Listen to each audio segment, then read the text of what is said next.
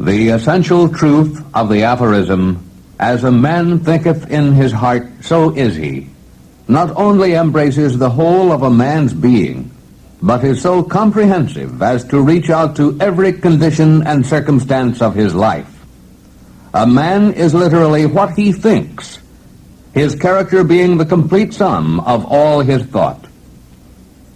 Man is the master of thought, the molder of character, and the maker and shaper of condition, environment, and destiny. Thus, as a being of power and intelligence, and the lord of his own thoughts, man holds the key to every situation, and contains within himself that transforming and regenerative agency by which he may make himself what he wills. Only by much searching and mining are gold and diamonds obtained, and man can find every truth connected with his being if he will dig deep into the mine of his soul. These, in essence, are the basic truths, the infallible principles, and the inspired precepts upon which James Allen, the author of this recording, has written one of the most searching and influential documents of our age and time, As a Man Thinketh. A man's mind may be likened to a garden, which may be intelligently cultivated or allowed to run wild. But whether cultivated or neglected, it must and will bring forth. If no useful seeds are put into it, then an abundance of useless weed seeds will fall therein, and will continue to produce their kind.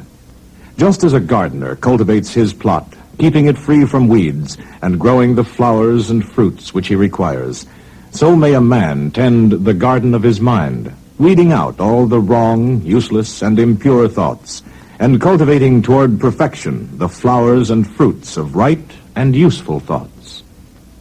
Every man is where he is by the law of his being.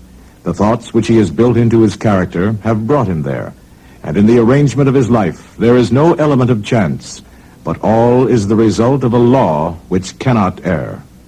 This is just as true of those who feel out of harmony with their surroundings as those who are contented with them. Man is buffeted by circumstances as long as he believes himself to be the creature of outside conditions. But when he realizes that he is a creative power, that he can command the hidden soil and seeds of his being out of which circumstances grow, he then becomes the rightful master of himself. The soul attracts that which it secretly harbors, that which it loves, and also that which it fears. It either reaches the height of its cherished ambitions or falls to the level of its unchastened desires by means of circumstance. But circumstance does not make the man. It reveals him to himself. Men do not attract that which they want, but that which they are. The divinity that shapes our ends is in ourselves. It is our very self. Man is manacled only by himself. Thought and action are the jailers of fate. They imprison, being base. They are also the angels of freedom. They liberate, being noble.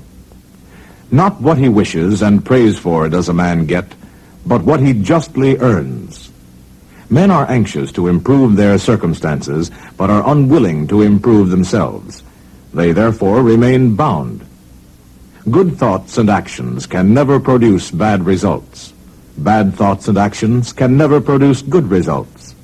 Most men understand this law in the natural world and work with it, but few understand it in the mental and moral world, yet its operation is just as simple and undeviating. Blessedness, not material possessions, is the measure of right thought. Wretchedness, not lack of material possessions, is the measure of wrong thought. A man may be cursed and rich. He may be blessed and poor. Blessedness and riches are only joined together when the riches are rightly and wisely used. And the poor man only descends into wretchedness when he regards his lot as a burden unjustly imposed. A man only begins to be a man when he ceases to whine and revile, and commences to search for the hidden justice which regulates his life. And as he adapts his mind to that regulating factor, he ceases to accuse as the cause of his condition, and builds himself up in strong and noble thoughts. He ceases to kick against circumstances. Instead, he begins to use them as aids to his more rapid progress and as a means of discovering the hidden powers and possibilities within himself. The proof of this truth is in every person. Let a man radically alter his thoughts, and he will be astonished at the rapid transformation it will effect in the material conditions of his life. Men imagine that thought can be kept secret, but it cannot. It rapidly crystallizes into habit, and habit solidifies into circumstance. Thoughts of fear, doubt, and indecisions crystallize into weak, unmanly, and irresolute habits which solidify into circumstances of failure, indigence, and slavish dependence. Thoughts of courage, self-reliance, and decision crystallize into manly habits which solidify into circumstances of success, plenty, and freedom. A particular train of thought persisted in, be it good or bad, cannot fail to produce its results on character and circumstances. A man cannot directly choose his circumstances, but he can choose his thoughts, and so indirectly, yet surely, shape his circumstances. Nature helps every man to the gratification of the thoughts which he most encourages, and opportunities are presented which will most speedily bring to the surface both the good and evil thoughts.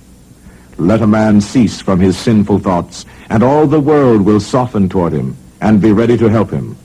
Opportunities will spring up on every hand to aid his strong resolves. Let him encourage good thoughts, and no hard fate shall bind him down to wretchedness and shame. The world is your kaleidoscope, and the varying combinations of colors which at every succeeding moment it presents to you are the exquisitely adjusted pictures of your ever-moving thoughts. A poet would express it this way: you will be what you will to be. Let failure find its false content in that poor word environment, but spirit scorns it and is free. It masters time, it conquers space, it cows that boastful trickster chance, and bids the tyrant circumstance uncrown and fill a servant's place.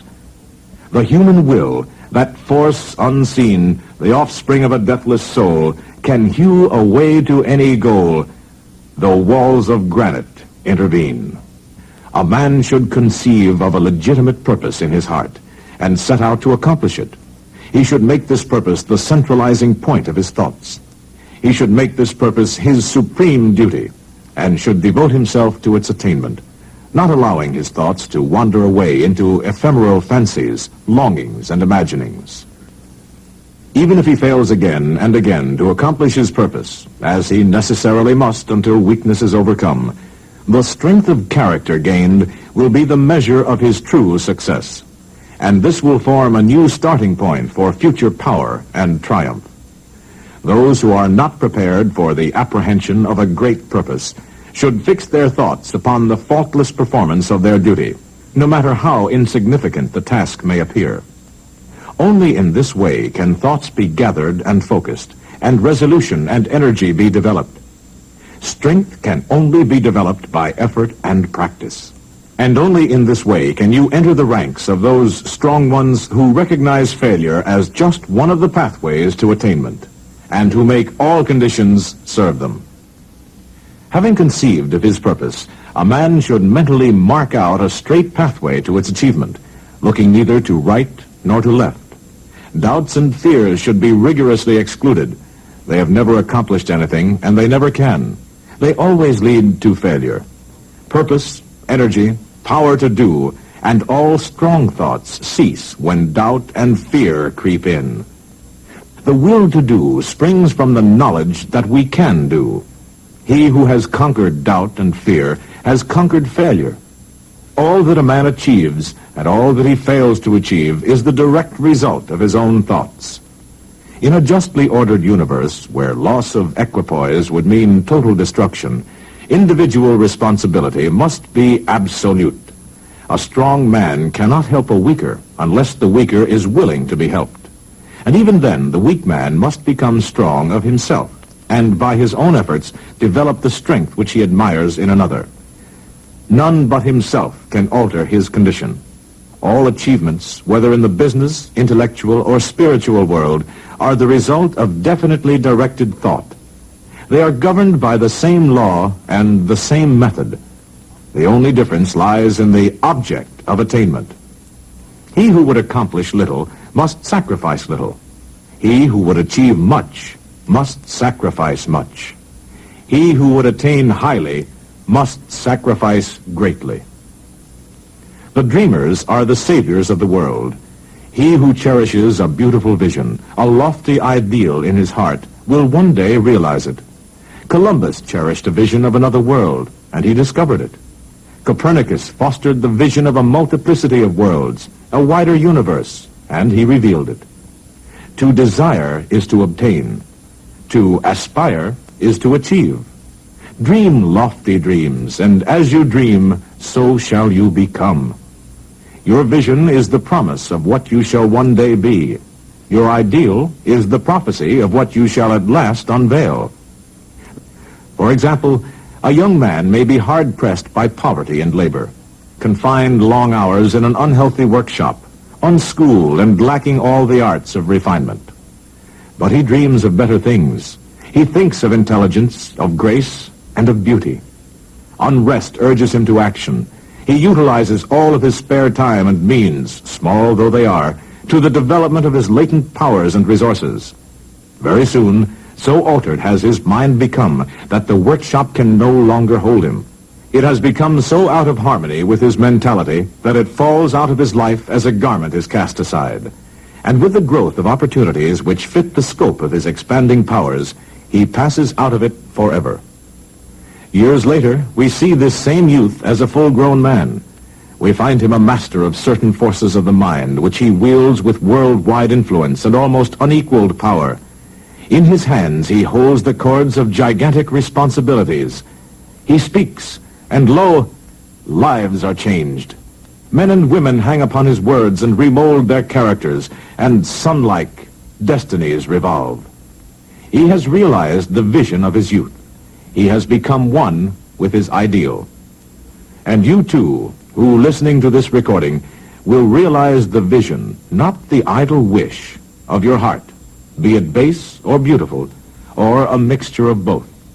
For you will always gravitate toward that which you secretly most love. Into your hands will be placed the exact results of your own thoughts. You will receive that which you earn, no more, no less. Whatever your present environment may be, you will fall, remain, or rise with your thoughts, your vision, and your ideal. You will become as small as your controlling desire, as great as your dominant aspiration. In the beautiful words of Stanton Kirkham Davis, you may be keeping accounts, and presently you shall walk out of the door that for so long has seemed to you the barrier of your ideals, and shall find yourself before an audience, the pen behind your ear, the ink stains on your fingers, and then and there shall pour out the torrent of your inspiration. You may be driving sheep, and you shall wander to the city, bucolic and open-mouthed, shall wander under the intrepid guidance of the Spirit into the studio of the Master, and after a time he shall say, I have nothing more to teach you. And now you have become the Master, who did so recently dream of great things while driving sheep. You shall lay down the saw and the plane to take upon yourself the regeneration of the world, the thoughtless, the ignorant, and the indolent, seeking only the apparent effect of things and not the things themselves.